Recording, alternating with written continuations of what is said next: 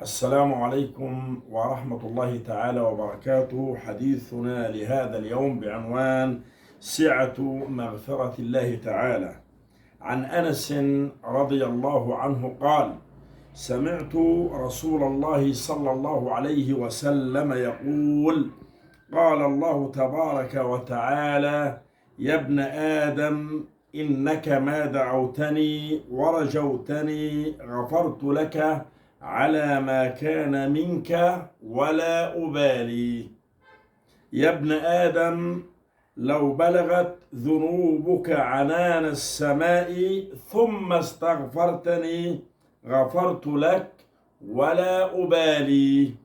يا ابن آدم إنك لو آتيتني بقراب الأرض خطايا ثم لقيتني لا تشرك بي شيئا لآتيتك بقرابها مغفرة.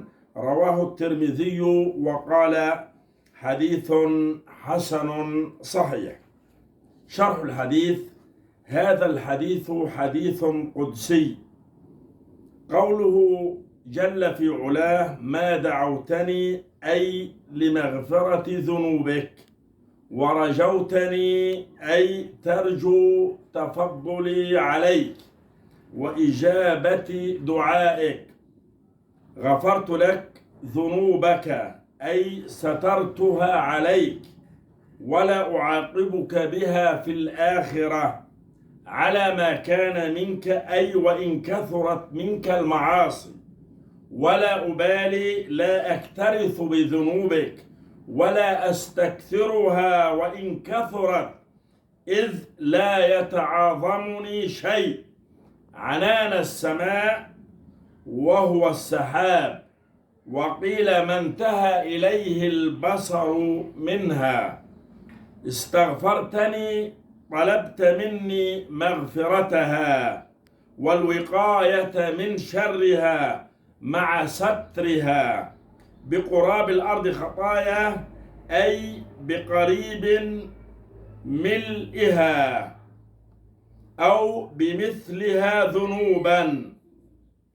ثم لقيتني مت على الإيمان ولا تشرك بي شيئا، معتقدا توحيدي مصدقا برسلي وبما جاءوا به، لآتيتك بقرابها مغفرة أي لغفرت لك ما دمت تائبا عنها ومستقيلا منها.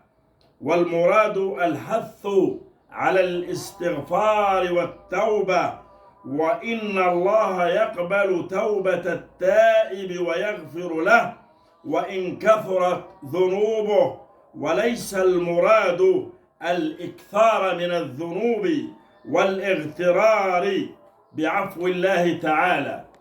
فوائد الحديث: سعة كرم الله تعالى وجوده، حصول المغفرة بهذه الأسباب الثلاثة: الدعاء مع الرجاء والاستغفار والتوحيد.